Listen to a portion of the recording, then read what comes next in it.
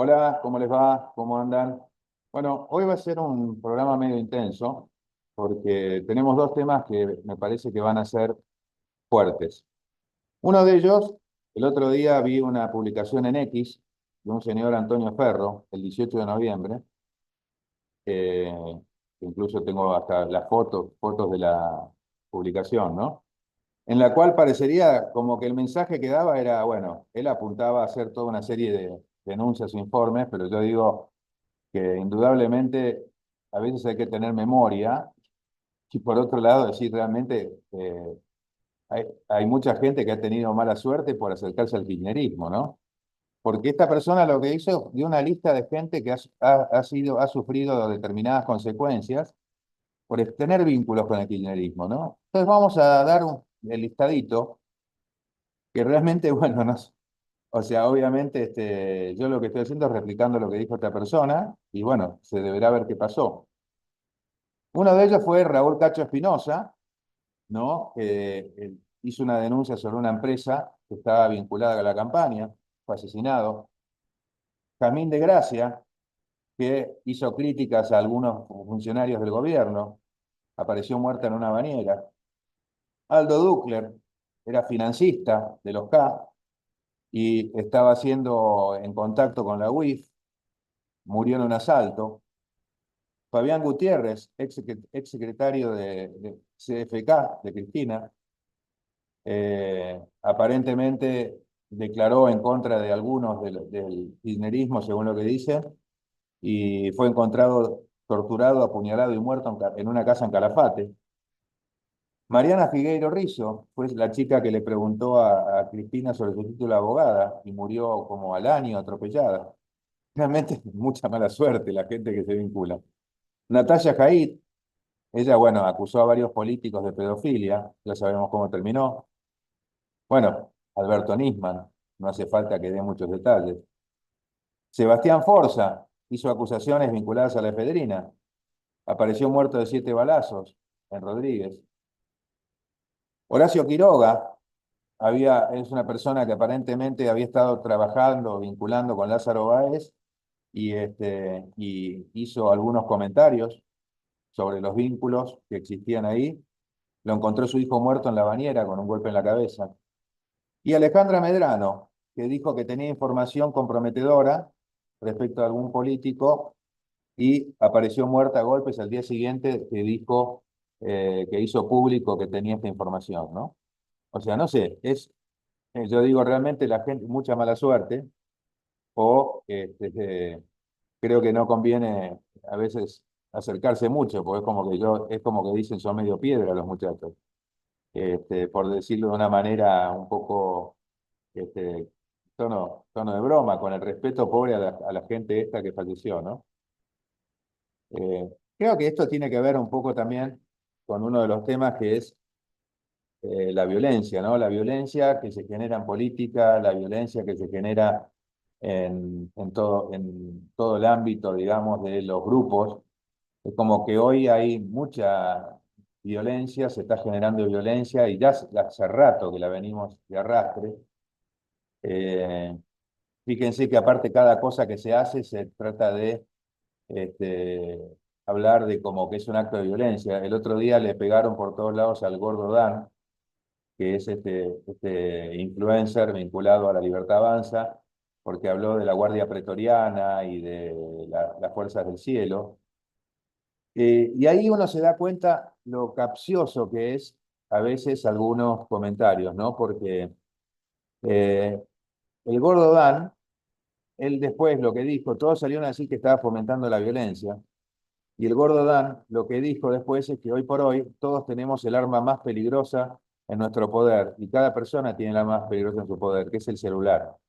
O sea, él hablaba de justamente el hecho de poder hacer las denuncias del caso, poder revelar lo que ocurre y todo lo demás.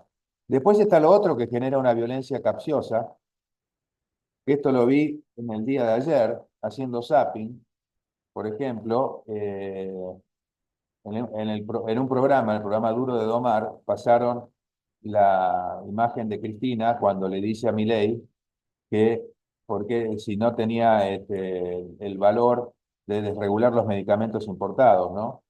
Y hablaron sobre ese tema durante un largo rato. Ahora, por lo menos en el rato que yo lo vi, en ningún momento pasaron la contracara de eso, que fue la respuesta que le dio Milei a Cristina y Sturzenegger, en el cual le dijeron que se informara porque por el decreto 70 ya estaban desregulados hace rato.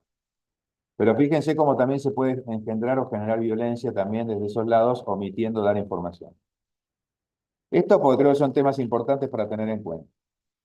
Y cambiando un poco radicalmente el ámbito de lo que estábamos diciendo, fíjense cuando se habla en el populismo y todo lo demás sobre China y los países socialistas, comunistas y todo lo demás, eh, hubo una publicación el otro día de lo que dijo el primer ministro chino, Wen Jiabao, que aparentemente después ejecutaron a un señor Enrique Arciniegas Valencia, que es un colombiano, lo ejecutaron en China por narcotráfico. Y el primer ministro chino eh, básicamente hizo un comentario sobre Colombia, Venezuela, Ecuador, Perú y Bolivia, como diciéndoles que tienen que luchar y exterminar los vínculos que puedan tener con el narcotráfico. Y América Latina y Centroamérica hizo ciertas recomendaciones, ¿no? Y es interesante ver estas recomendaciones que hizo, porque eh, todo el mundo habla de este tema que voy a mencionar ahora como, no, es la centro derecha, las dictaduras de derecha, el capitalismo, bueno, toda una serie de cosas. Y fíjense que esto viene de China, que es un comunismo capitalista, una cosa muy, muy rara, pero es un régimen comunista, pero hipercapitalista, es el más capitalista, creo, es más capitalista que muchos países europeos, ¿no? Es el país con mayor cantidad de millonarios, China.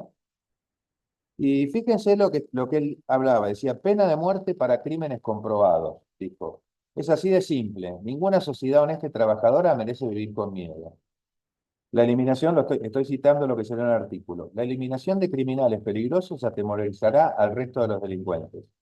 Crecerá la seguridad pública y su gasto se reducirá drásticamente. Acá hago un paréntesis, yo ya lo he dicho, yo estoy a favor de la pena de muerte para determinados delitos, no a mansalva ni descontrolada, pero sí a favor para determinados casos, ¿no? Y muchas veces la gente dice, los que están en contra de la pena de muerte dicen, ¿cómo sabés? Dicen, no, la pena de muerte no reduce los delitos. Y ahí yo siempre digo, no se puede hacer una estadística negativa. Estadística negativa es que no podés saber nunca si el hecho de que haya pena de muerte en un país ha reducido o no ha reducido los delitos, porque el que dejó de delinquir por miedo a la pena de muerte, eso no aparece en ninguna estadística. Entonces no puedes hacer estadísticas negativas. Ese es el gran error cuando se habla de este tema. Volviendo a lo que dijo el primer ministro chino, habló también de severo castigo para los políticos corruptos. Eh, Dice que hay que castigarlos, que diezman las arcas públicas, y que en China, pena de muerte y devolución total de la riqueza mal habida. Después habla de algo que sí, eso me parece muy bien, que es quintuplicar la inversión en educación. Obviamente yo estoy de acuerdo con que haya mucha inversión en educación y mucho fomento de la educación, ya que para que un país crezca debe producir los mejores profesionales y técnicos del mundo, ¿no? Eso es un poco el concepto chino y es el concepto también, fíjense, concepto chino y concepto capitalista. Hay que generar pymes, hay que generar profesionales, hay que generar técnicos, hay que generar oficios, hay que generar oportunidades de trabajo, de inversión. Esto lo agrego yo. Después dice reducir al 80% el salario y gasto público de los políticos. Fíjense la similitud que tiene incluso con muchas de las cosas de la motosierra contra la casta del presidente Milei. Dice que en Latinoamérica tiene la política más cara del mundo. Dice, y dice el primer ministro, un político debe entender que es un funcionario público obligado a entregar su trabajo y beneficio perdón, y conocimiento en beneficio de su país, y no es un rey. Y yo a esto le agrego que un funcionario público también tiene que ser consciente de que su sueldo lo pagan todos los argentinos y que el hecho de ser funcionario público no te da prerrogativas, te da obligaciones. A vos te dieron una confianza para que vos trabajes en beneficio del pueblo y de tu país y vos tenés que honrar eso. Por eso cuando se habla del honorable Congreso de la Nación, ¿no? Porque antes incluso hace muchos años, incluso ni cobraban. Entonces, Ahí es donde yo digo que es fundamental ser consciente de eso, independientemente de que yo creo que los funcionarios tienen que estar bien pagos. Cuando digo bien pagos, tienen que tener un buen sueldo que les permita vivir con dignidad para que les justifique irse de la actividad privada a la actividad pública. Y que pase, por ejemplo, como en España, que los funcionarios públicos están muy bien remunerados y cuando salen de la actividad privada tienen un prestigio importante. ¿Por qué? Porque justamente son gente que hubiera estado en la actividad privada y le hubiera ido bárbaro y dedicaron por vocación sus servicios a ayudar a la población, ¿no? A la gente.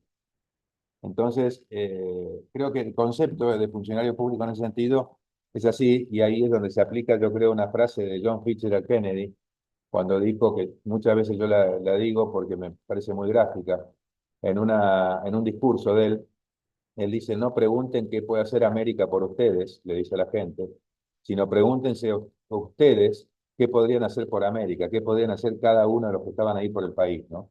Creo que ese es el concepto. Después, volviendo al primer ministro chino, dice que el desarrollo cultural, invertir y cambiando la cultura del pueblo es fundamental. Dice: los pueblos de América Latina ya no creen en sus gobiernos ni en sus políticas, no respetan las instituciones, no creen en sus leyes ni en su propia cultura. Se acostumbraron al desorden gubernamental y pasaron, y esto es grave y es real, pasaron a ver como algo normal la corrupción, la violencia y el deterioro de los servicios públicos y de la calidad de vida. O sea, fíjense, bueno, sigue un poco los comentarios, pero fíjense la visión del primer ministro de un país que es comunista capitalista. Entonces después, no me digan que esto es, o sea, la pena de muerte también la encontramos en Singapur, país totalmente capitalista.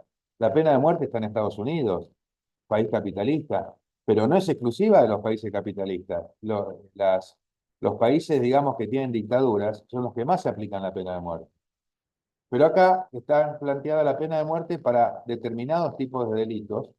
Yo creo que la pena de muerte debería ser, por ejemplo, para los delitos de homicidios múltiples, determinados casos de violaciones, temas vinculados a delitos graves vinculados al narcotráfico. Bueno, podríamos discutirlo horas, el alcance que tendrían en la pena de muerte, ¿no? Pero el concepto es que, fíjense que al final del día, las recomendaciones que da el primer ministro de China, cuán parecidas son a las recomendaciones de un político capitalista. Entonces, no vengan más con toda esa zaraza que vienen a veces de que tenemos que estar más cerca de China, de Rusia y de Irán, como dicen algunos sectores políticos, y dan argumentos que indudablemente esos argumentos se chocarían en forma grotesca contra la realidad de lo que explica este primer ministro, de cuál es la realidad en un país como China, que debe estar entre las tres principales potencias del mundo y sus industria. Nos vemos la semana que viene.